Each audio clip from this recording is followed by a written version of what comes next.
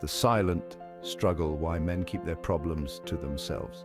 Have you ever wondered why many men seem to keep their problems to themselves? They seem to put up a wall, like they're not fazed by anything. They go quiet, retreat into themselves. It's a fascinating yet often misunderstood aspect of human behavior, man. It's deeply rooted in societal expectations and cultural norms that have been around for generations. But let's dive into the intriguing reasons behind this phenomenon and explore how we can foster more open communication. It's time we understand why men act the way they do. Chapter 1. The Strong Silent Archetype. From a young age, man, boys are bombarded with images of what it means to be a man. You know what I'm talking about? That strong, silent archetype of masculinity? Picture the stoic cowboy, alone on the range, dealing with whatever comes his way. The unyielding warrior, emotionless in the heat of battle. Or the superhero who never flinches, no matter how tough things get. These images are powerful, man. They're everywhere in our culture. And they create this blueprint that suggests real men don't show their cards. They don't show vulnerability. It's like there's this unwritten rule that men must carry their burdens silently without seeking help. Think about it. How many times have you seen a dude in a movie break down crying and be considered the hero? It's rare, man, and that's a problem. It's like we're telling boys that showing emotion is a weakness. But it's not. It takes real strength to be vulnerable, to admit you're struggling. It's time we rewrite this outdated script and show men that it's okay to not be okay. Chapter 2. Managing Aggression and Violence. Look, we all know men can be aggressive, right? It's in our DNA. We're built for it. Historically, men have been the hunters, the protectors, the warriors, and that aggression, that drive to compete, it's been essential for survival. But it's also a double-edged sword. Think about it, man. Wars, violent crimes.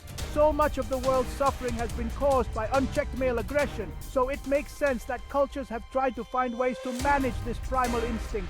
One way they've done this is by encouraging men to suppress their emotions. The logic is that if men are constantly suppressing their feelings, they are less likely to act out violently.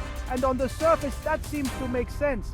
Like, if you don't let your emotions get the best of you, you're less likely to punch someone in the face, right? But here's the thing, suppressing your emotions, it's like trying to hold a beach ball underwater. You can do it for a while, but eventually it's gonna pop up and it's going to explode. All those unresolved emotions, they build up over time, and they can manifest in unhealthy ways. It's like a pressure cooker, man. Chapter 3. The myth of self-reliance. We've all heard it before. Be a man. Man up. What does that even mean, right? It's this ingrained idea that men need to be self-reliant, that they need to be able to handle their problems on their own. And if they can't, well, then they're not a real man. This is a dangerous myth, man. It's like we're telling men that they can't ask for help, that they need to be these islands unto themselves. But we're all human, right? We all need help sometimes. This pressure to be self-sufficient, it's so ingrained that seeking help can feel like a sign of weakness. It's like admitting defeat. And for a lot of men, that's just not an option. We need to change the narrative, man. We need to teach men that it's okay to ask for help, that it doesn't make them any less of a man. In fact, it takes real strength to admit you need help. Chapter 4. Fear of compromising masculinity. This one is huge, man. The fear of being seen as less masculine, it can be paralyzing. Think about it. A man admits he's struggling, that he's feeling down. What happens? People judge. They might make fun of him, call him names. He might even lose friends over it. It's a real fear, man. And it's not just in their heads either. Society reinforces this idea that men need to be tough, stoic, unemotional. It's like this unspoken rule. You show weakness, you're out of the club. And it's not just other men who perpetuate this either. Women, even though they might empathize with the struggle, sometimes they shy away from expressing distress for fear of being labeled as overly sensitive. It's like everyone's afraid to rock the boat, to challenge the status quo. But we need to, man. We need to create a world where men feel comfortable expressing their emotions without fear of judgment. Chapter 5. Communication Styles. Men versus women. Let's be real. Men and women, we communicate differently. It's like we're from different planets sometimes. Women, they tend to be more verbal. They talk about their problems, they seek support from their friends. Men, on the other hand, we tend to internalize our problems. We retreat into ourselves, we try to figure things out on our own. And this difference in communication styles, it can cause a lot of friction in relationships. Think about it.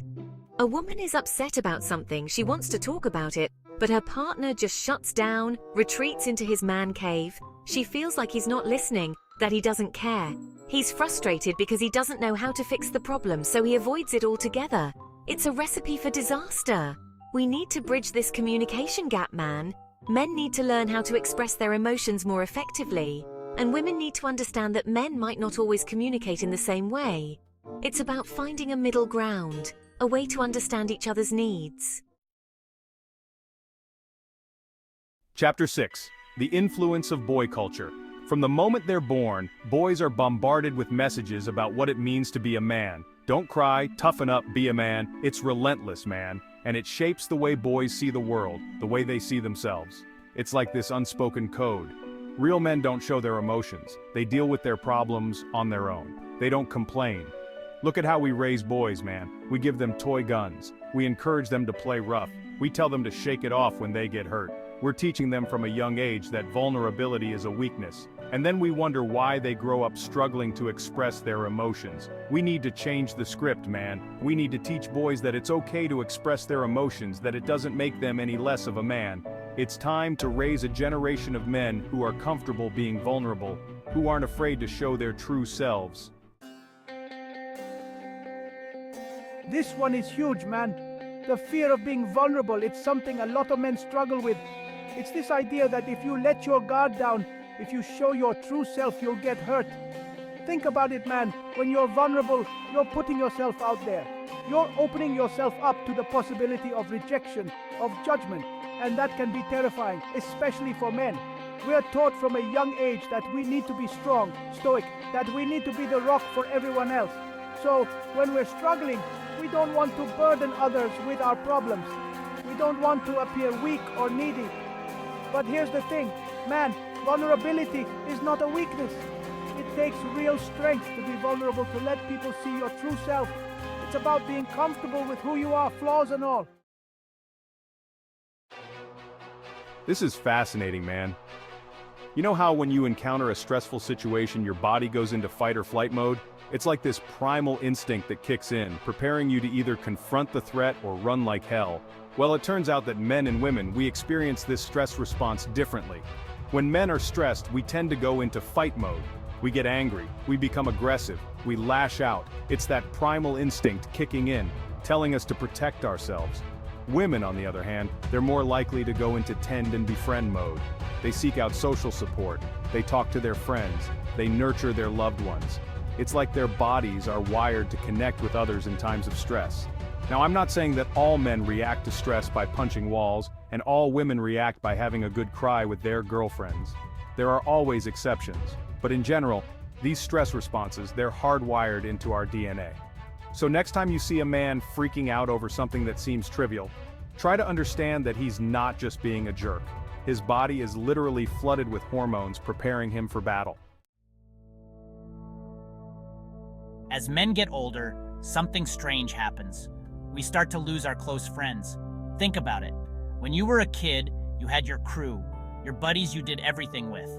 You played sports together, you got in trouble together, you shared your deepest secrets. But as we get older, life gets in the way. We get married, we have kids, we move away for work, and those friendships, those bonds we formed as kids, they start to fade. And that's a problem, man, because for a lot of men, our friends are our primary source of emotional support. They're the ones we go to when we need to talk, when we need to vent, when we just need someone to listen.